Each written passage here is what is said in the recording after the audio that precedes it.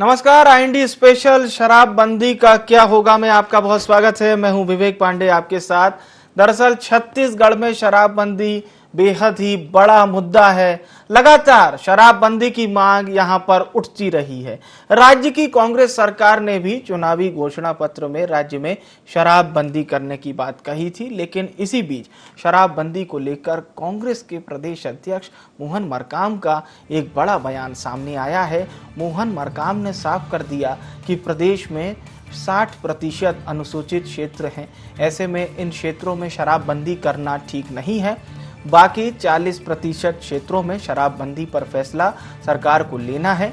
तो वहीं PCC chief Mohan Markam के शराबबंदी को लेकर दिए गए बयान पर नेता प्रतिपक्ष धर्मलाल कौशिक ने पलटवार किया। धर्मलाल कौशिक ने कहा कि कांग्रेस अब अपने वादों से मुकर रही है।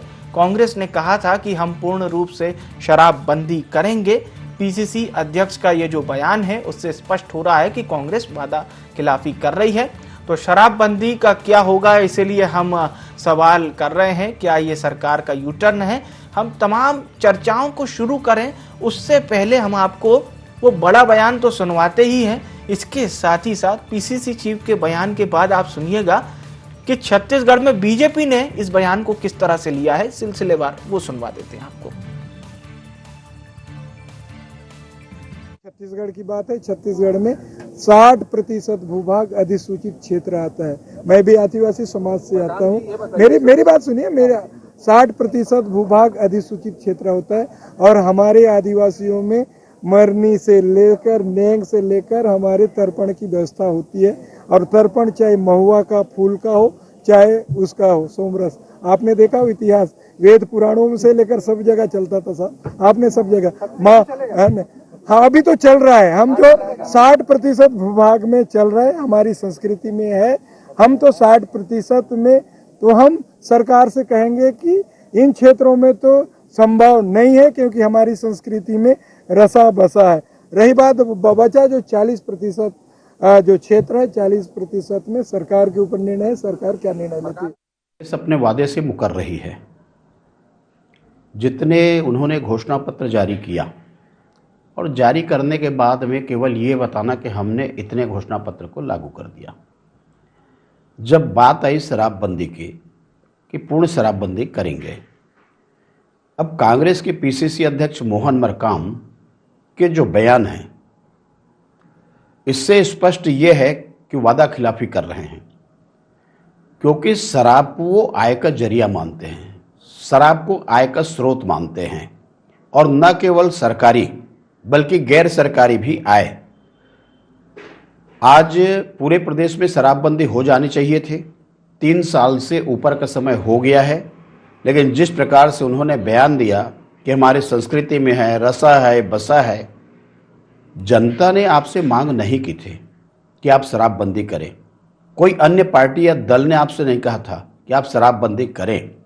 लेकिन चुनाव जीतने के लिए झूठ बोलना, चुनाव जीतने के लिए प्रलोभन देना, चुनाव जीतने के लिए बल का प्रयोग करना और चुनाव जीतने के लिए जो प्रजातंत्र में नहीं किया जा सकता वो सब कुछ करना कांग्रेस की फितरत में है।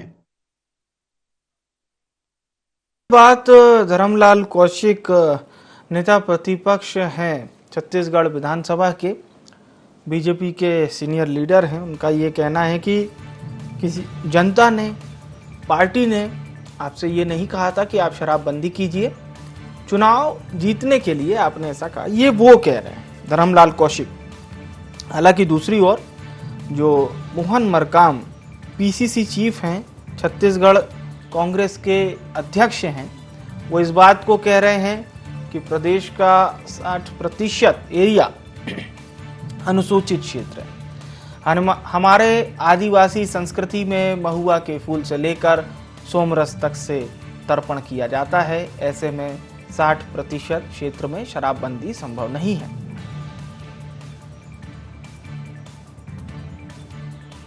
तो ये बात तो उन्होंने साफ तौर पर कही है कि 60% क्षेत्र में शराबबंदी नहीं हो सकती। 40% क्षेत्र में सरकार को निर्णय लेना है।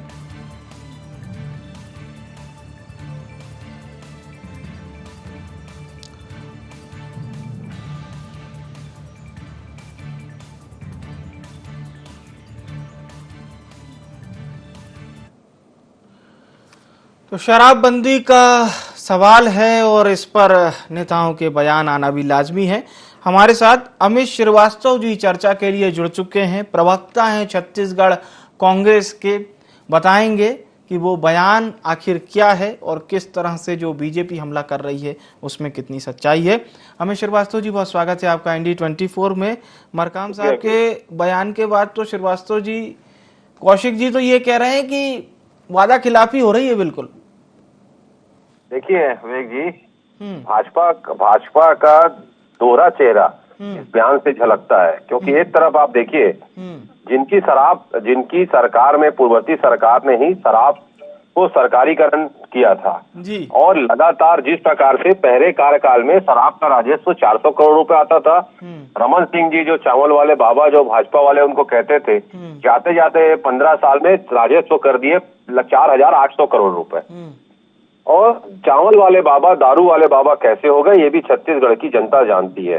अब देखिए, एक चीज आपको मैं बताना चाहता हूँ कि जिस प्रकार से विष्णुदेव साय जी ने बताया, तो शराबबंदी के लिए गठित जो कमेटी है, में भाजपा के विधायकों को क्यों नहीं अभी तक शामिल किया गया, इन्होंने नाम क्यों नहीं दिया। अच्छा। और जिस प्रकार से वो झूठ बोल रहे हैं, मैं आपको एक और बताता हूँ कि शराबबंदी के लिए हमने 3 कमेटी भी बनाई है जी, लेकिन जिस प्रकार से जो इनके प्रदेश अध्यक्ष हैं वो बयान को तोड़ मरोड़ के अफवाह फैलाने की राजनीति कर रहे हैं। और जिस प्रकार से मैं हमेशा कहता हूं कि भाजपा का इसमें मास्टरी है, आधे समय सच को छुपाते हैं, आधे समय झूठ को फैलाते हैं। भाजपा की यही संस्कृति और संस्कार है। और जिस प्रकार से हमारे प्रदेश अध्यक्ष जी ने कहा, आपको मैं बताना चाहता हूं कि राज्य सरकार ने तय किया है और मुख्यमंत्री जी ने सरकार ने शराबबंदी के लिए 3 जो कमेटी गठित की थी, भाजपा ने आज तक उस कमेटी के लिए नाम भी नहीं दिया है। अच्छा। इससे यह स्पष्ट होता है कि भाजपा शराबबंदी के पक्ष में नहीं है। और जिस प्रकार से आप देखिए, छत्तीसगढ़ के बाहर आंध्र प्रदेश में भाजपा होने वाले विधानसभा चुनाव में अभी से वादा कर रही है कि सत्ता मिलने पर 50 रुपए लीटर हम शराब उपलब्ध कराएंगे। उसी प्रकार से आप देख लीजिए कि मध्य प्रदेश में शराब की दुकानों की संख्या बढ़ाई गई, घर घर में बियर रखने की छूट दी जा रही है, महिलाओं के लिए अलग से शराब दुकानें खोली जा रही है। तो ये कहीं ना कहीं भारतीय जनता पार्टी का 2 मुहा चरित्र इस देश ने देख लिया है। और हमने तो कमेटी बनाई ना, हमने तो कहा है शराबबंदी हम करेंगे, और निश्चित तौर पे हमने उसके लिए कमेटी बनाई जी। और कमेटी जो गठित हुई, उस कमेटी की सलाह के अनुसार हम काम भी कर रहे हैं। सामाजिक कमेटी की बैठक हुई, समाज प्रमुखों ने निर्णय लिया। उनकी सब बातें सुनने के बाद मुख्यमंत्री जी ने भी कहा कि हम शराबबंदी हम ही करेंगे, लेकिन हम शराबबंदी नोटबंदी की तरह नहीं करेंगे। नोटबंदी की तरह नहीं करेंगे, सारी चीजें देख के करेंगे। बिल्कुल सही कहा आपने। बहुत बहुत धन्यवाद श्रीवास्तव जी हमारे साथ जुड़ने के लिए। और घनश्याम राजू तिवारी जी हमारे साथ जुड़ गए हैं, सरकार की ओर से पक्ष रखेंगे। तिवारी साहब, बहुत स्वागत है आपका ND24 में। ये जो अब मरकाम साहब के बयान पर राजनीति शुरू हो गई है सर, वो कौशिक जी का ये कहना है कि यूटर्न जैसा नजर आ रहा है, पहले वादा किया, वादा से मुकर रहे हैं। देखिए, भारतीय जनता पार्टी लगातार इस प्रदेश में पिछले 3 वर्षों से मुद्दाहीन हो चुकी है। तथ्यों को तोड़ मरोड़ कर, बातों को अन्यथा जोड़कर जिस प्रकार से राजनीति और ओछी राजनीति करने में लगी है, मुझे लगता है एक जिम्मेदार चैनल है ND24 जी। प्रदेश कांग्रेस के सम्मानित अध्यक्ष मोहन मरकाम जी ने जिन बातों को कहा है जी कि शराबबंदी की आवश्यकता कहाँ है, कहाँ नहीं है, बस्तर और समूचा आदिवासी जगत में शराब की महती आवश्यकता उनके कुल के अनुसार, उनकी परंपराओं के अनुसार, उनकी संस्कृति के अनुसार, बस्तर क्षेत्र में जहां पर पूजा में भी वो उपयोग में लाते हैं, उनके धार्मिक आयोजनों में वो उपयोग होता है, उनके रीति में उनका उपयोग होता है। उस बात पर उन्होंने कहा है कि बस्तर में चूंकि हमारी संस्कृति का हिस्सा है, यहाँ शराबबंदी होना मुश्किल दिखाई पड़ता है। उन्होंने ये नहीं कहा है कि प्रदेश में शराबबंदी नहीं होगी या नहीं होगी, लेकिन भारतीय जनता पार्टी जिस प्रकार से अपने राजनीतिक नफा नुकसान के लिए मूल बातों को करना छोड़ के उस पर दकियानूसी राजनीति करने में लगे हैं, वो पब्लिक डोमेन में है। और यही चरित्र छत्तीसगढ़ में भारतीय जनता पार्टी का हो गया कि कहीं ये राज्य सरकार सत्ता में है, 15 सालों तक तो छत्तीसगढ़ को शराबगढ़ इन्होंने बनाया, ठेकेदारी प्रथा को समाप्त करके शराब बेचने का काम सरकार करने लगी। जिस प्रकार से कोचियागिरी को समाप्त करके आज वर्तमान में सरकार कहीं न कहीं शराबबंदी के लिए अभियान चलाए हुए है। या हमारी कोशिशें हैं समिति गठित करके कि कैसे हम इसका बंद किया जा सके, तमाम कोशिशें सरकार कर रही है। परंतु भारतीय जनता पार्टी सिर्फ और सिर्फ राजनीति करने के लिए इस प्रकार की बयानबाजी करके कहीं न कहीं अपने दोहरे चरित्र को दिखा रहे हैं। जैसे कि पूर्व वक्ता मैं सुन पा रहा था अमित श्रीवास्तव जी को कि मध्य प्रदेश में क्या स्थितियां हैं शराब को लेकर, अन्य राज्यों में शराब को लेकर क्या स्थितियां। देखिए, गुजरात एक ऐसा राज्य है देश में जो सबसे पहले शराबबंदी की ओर अग्रसर है। लेकिन आपको ये बता दूं विवेक जी कि आज सबसे ज्यादा गुजरात में शराब की खपत है। मतलब बताने का आशय ये है कि एक तरफ सरकार बंद करती है, दूसरी तरफ अघोषित रूप से एक नया व्यापार पैदा करती। तो छत्तीसगढ़ में हम ऐसा नहीं चाहते, हम बिहार की तरह नहीं चाहते कि शराबबंदी गवर्नमेंट करे और अंदर खाने 2 का 4 में शराब लोग लेकर पीते रहे, जहरीली शराब का कहीं ना कहीं सेवन करे और लोगों की जान माल का नुकसान हो। तो तमाम पहलुओं पर ध्यान रखते हुए सरकार चिंतित है और अपने वादों के अनुसार हम आगे बढ़ रहे हैं। बिल्कुल ठीक है। आपने बस्तर सरगुजा क्षेत्र के आदिवासी भाइयों की परंपरा के बारे में भी बताया और किस तरह से वो लोग इसका उपयोग करते हैं। सोमरस का उदाहरण दिया है मोहन मरकाम जी ने। लेकिन तिवारी साहब, आप भी लंबे समय से छत्तीसगढ़ की राजनीति देख रहे हैं और आप लोग जब विपक्ष में थे तो हमने तो बहुत करीब से देखा है कि बड़ा विरोध भी करते थे। और जो बात श्रीवास्तव जी कह रहे थे कि धान वाले बाबा, किस तरह से उनको फिर दूसरे बाबा के नाम से जाना जाने लगा, खैर वो आप लोगों का कोट है। लेकिन क्या वाकई में मतलब 2023 से पहले क्या इस तरह की कोई सुगबुगाहट हो सकती है कि छत्तीसगढ़ में शराबबंदी की ओर एक बार अग्रसर हो? देखिए, निश्चित ही सरकार शराब के लिए समितियां गठित कर रही है, वो तो अपना काम कर ही रही है। तमाम वर्गों से उस पर राय विमर्श करके चर्चाएं भी कर रही है। साथ ही वर्तमान की सरकार और आबकारी मंत्रियों ने जिस प्रकार से शराब की दुकानों का ठेका निरस्त किया, आज कम से कम भारतीय जनता पार्टी के शासनकाल और इन 3 वर्षों की हम तुलना करें तो कम से कम 100 से अधिक शराब दुकानों को हमने बंद किया है। और बंद करने का आशय यही है कि कहीं न कहीं जो ये घर घर शराब पहुंचाने की व्यवस्था लागू कर बैठे थे उसको सुदृढ़ करके लोगों तक कहीं न कहीं, जैसे स्कूल के बगल में हो, कई धार्मिक संस्थाओं के बगल में हो, जिसका लंबे समय तक हमने सड़कों पर विरोध किया, आज उन शराब दुकानों को हम बंद कर चुके हैं। तो सरकार लगातार इस अभियान को लेकर अभियान के रूप में काम कर रही है। तो मुझे लगता है कि बहुत जल्द ही हम जिस प्रकार से सारे वायदों को पूरा करते हुए आगे बढ़ रहे हैं, गढ़बू नवा छत्तीसगढ़ की परिकल्पना के साथ जिस प्रकार से सरकार काम कर रही है, माननीय मुख्यमंत्री भूपेश बघेल जी का विश्वास प्रदेश में जागा है। संगठन के हमारे मुखिया मोहन मरकाम जी ने इन बातों को कहा है, तो उसकी बातों का आशय समझना चाहिए, ना कि उस पर राजनीति करनी चाहिए। ठीक है, तिवारी साहब हमारे साथ बने रहिएगा। हमारे साथ बीजेपी की ओर से अनुराग अग्रवाल जी जुड़ चुके हैं, नेता हैं छत्तीसगढ़ बीजेपी के। अग्रवाल साहब, स्वागत है आपका ND 24 में। कांग्रेस का ये कहना है सर कि हम एकदम अकस्मात, बिल्कुल ऐसा नहीं कि जैसे नोटबंदी की गई थी वैसे शराबबंदी लागू कर देंगे। हम इसकी रिसर्च कर रहे हैं और ग्राउंड रिपोर्ट धीरे धीरे तैयार कर रहे हैं, उसके बाद ही हम किसी निर्णय पर पहुंचेंगे। जी, किसी निर्णय पर पहुंच ही नहीं सकती क्योंकि वो निर्णय की ओर चलना चालू ही नहीं करती है। आप देखिए, जब शराबबंदी का वादा किए थे, आज 3 साल हो गया, कितने बार उसी जुमले को दोहराएंगे कि हम धीरे धीरे करेंगे, नोटबंदी की तरह नहीं करेंगे। और 3 साल में कितने पैतरे बदले। इनकी अनिला भेड़िया जी कहती हैं कि थक जाते हैं तो थोड़ी थोड़ी शराब पिया करो। भूपेश बघेल जी कहते हैं कि महिलाओं, माताओं, अगर आपका पति शराब पीकर आया है तो घुसने मत दो। मोहन मरकाम जी कहते हैं कि 60% आबादी आदिवासियों की, वहाँ शराबबंदी हो नहीं सकती। ये तय करें कि ये करना क्या चाहते हैं और इसके बीच ये तय कर देते हैं कि शराब से कमाई कैसे की जाती है। घर घर शराब ये पहुंचाने लगे। प्रीमियर शराब की दुकानें तो बड़े भव्य उद्घाटन के साथ खोलते हैं। देखिए, विशुद्ध रूप से इनके लिए पैसे के खजाना का एक माध्यम हो गया शराब, जो ये छोड़ नहीं सकते। इनके मुंह शराब लग गई है, अब मुझे लगता है ये छूटेगी नहीं। ठीक है, तिवारी जी आप जवाब देना चाहेंगे अग्रवाल जी के बयान पे?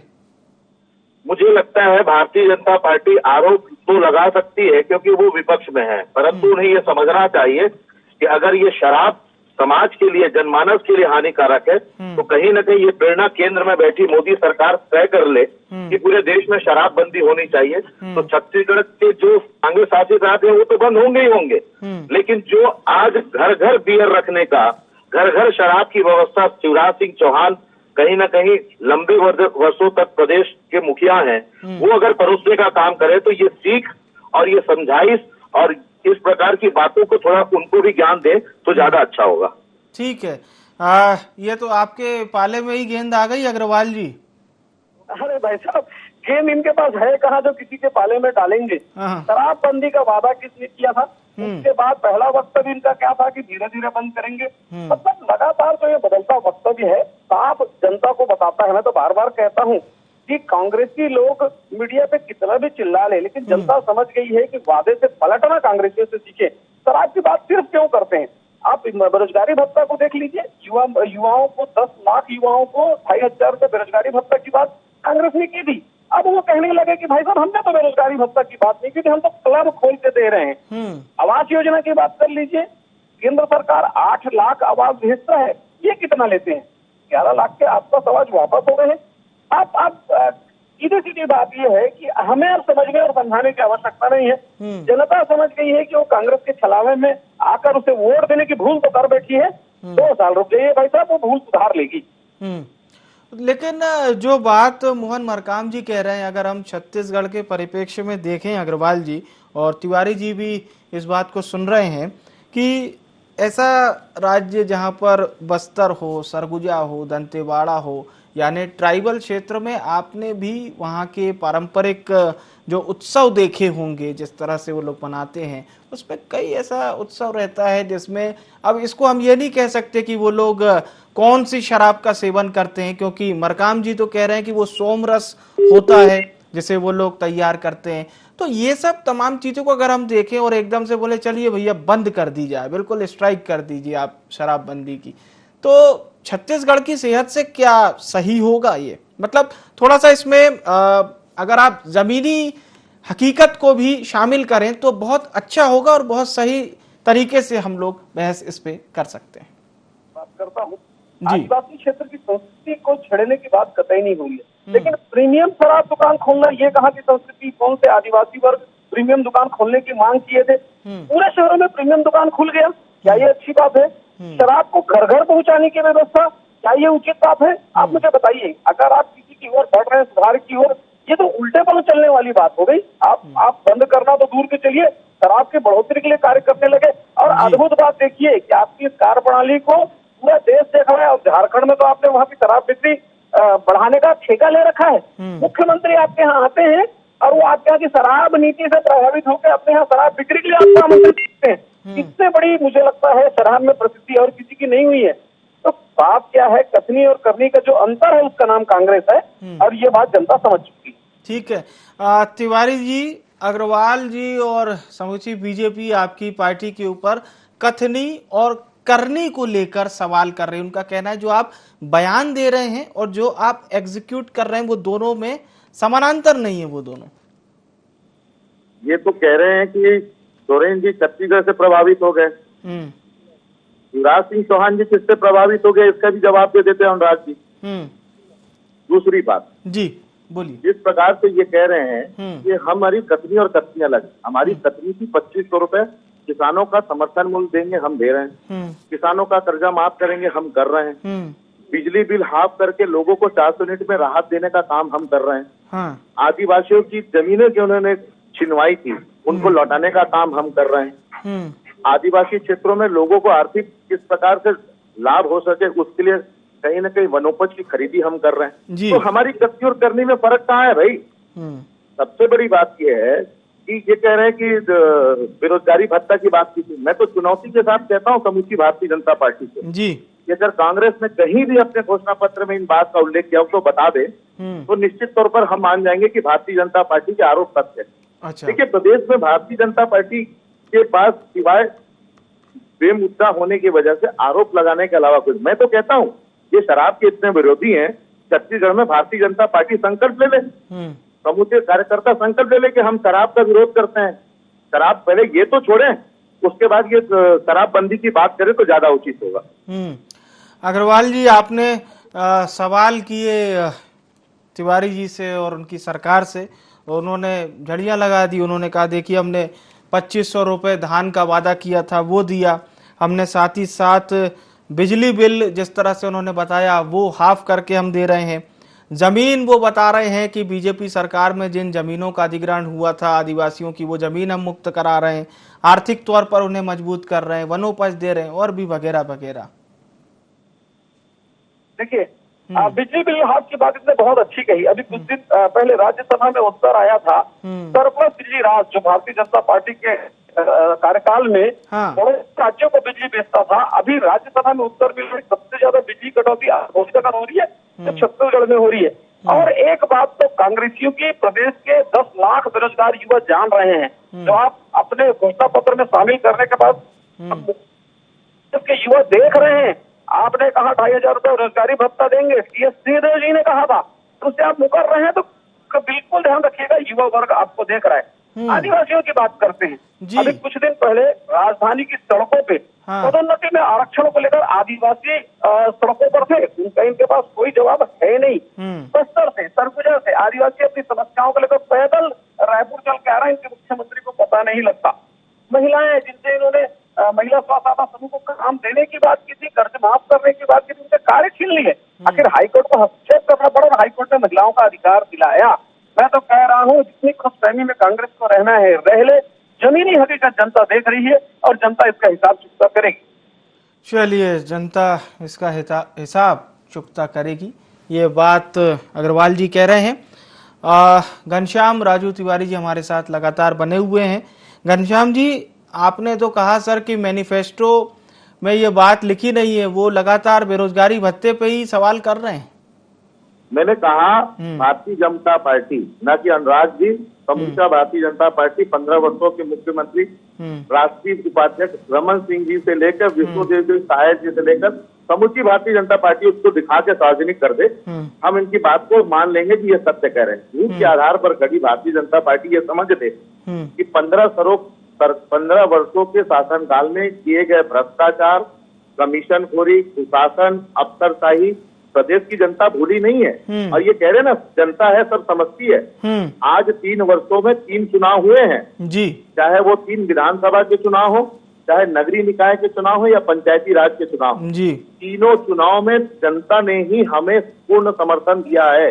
हमारी योजनाओं को, हमारे वायदों को उन्होंने स्वीकार किया है। तो ये वही जनता है जिस प्रकार से निर्णय देकर कहीं ना कहीं राजनीतिक दल की सत्यता और विश्वास पर अपना मुहर लगाती है। ये किस जनता की बात कर रहे हैं? इस प्रदेश में कोई दुखी और परेशान है तो वो सिर्फ और सिर्फ भारतीय जनता पार्टी और 15 वर्षों में भ्रष्टाचार, कमीशन चोरी का जो दाग धोने में ये लगे हैं ना, ये दाग इतने जल्दी धुलेंगे नहीं। ठीक है, अग्रवाल जी, तिवारी जी की बात पे आप जवाब देंगे? देखिए, ये जो लगातार कह रहे हैं ना, मैं तो कहता हूँ तिवारी जी और कांग्रेस के नेता एक बार खुला राम घोषणा करते कि हमने बेरोजगारी भत्ता देने की बात नहीं की थी, युवाओं को बेरोजगारी भत्ता नहीं देंगे। फिर देखिएगा छत्तीसगढ़ का जो बेरोजगार युवा है वो सड़कों पर उतर कर कैसे आईना दिखाता है। एक बार घोषणा करके हिम्मत तो दिखाए। अभी घनश्याम राजू तिवारी जी ने कहा कि कांग्रेस का घोषणा पत्र भाजपा जारी करे, निसंदेह इस चीज को प्रत्येक युवा तक ये घोषणा पत्र पहुंच गया है। और मुझे एक बात समझ में नहीं आती, कांग्रेस के प्रवक्ता और कांग्रेस के मंत्री की बात में इतना विरोधाभास कैसे होता है? इनके मंत्री विधानसभा के मानसून सत्र में और बजट सत्र में तारांकित प्रश्न के उत्तर में कहते हैं कि हमने 36 में से 14 वादे पूरे किए हैं। ये कहते हैं हमने अधिकतर वादे पूरे कर दिए।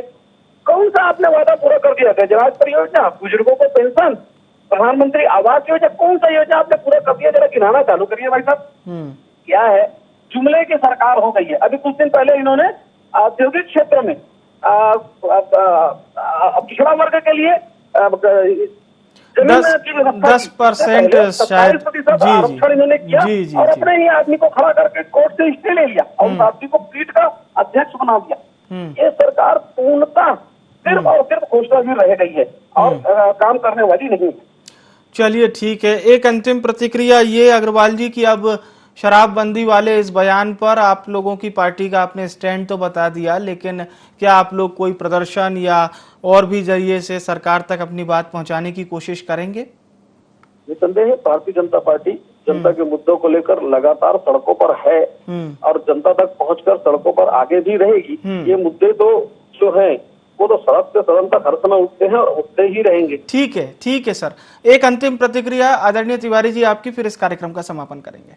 विकास जी, मैं ये कहता हूँ देश के यशस्वी प्रधानमंत्री 56 इंच के सीने के चौड़े वाले हमारे प्रधानमंत्री आदरणीय नरेंद्र मोदी जी बड़े बड़े फैसले ले रहे हैं। नोटबंदी इन्होंने कर दिया, जिस प्रकार से इन्होंने जीएसटी लागू कर दिया, जिस प्रकार से आज महंगाई को इन्होंने वापस खड़ा कर दिया, ये तमाम चीजें जो दिखाई पड़ रही है उनमें साहस की कोई कमी नहीं है। मैं तो कहता हूँ अगर भारतीय जनता पार्टी शराब की विरोधी है तो मुझे लगता है कि नरेंद्र मोदी जी को कहकर ये पूरे भारत में शराब बंद करा दे, हम इसका स्वागत करेंगे। ठीक है, बहुत बहुत धन्यवाद आप सभी मेहमानों का हमारे साथ जुड़ने के लिए। तो हम चर्चा कर रहे थे मोहन मरकाम के उस बड़े बयान पर जिसमें उन्होंने कहा है कि छत्तीसगढ़ के 60% क्षेत्र में शराबबंदी संभव नहीं है क्योंकि अनुसूचित क्षेत्र है, बाकी 40% क्षेत्र में सरकार को निर्णय लेना है। इस पर सियासत गर्मा गई है, देखना है ये कब किस तरह से और आगे बढ़ती है या यहीं पर यथावत रहेगी। फिलहाल के लिए IND स्पेशल में इतना ही। मुझे आने विवेक को दीजिए इजाजत। नमस्कार।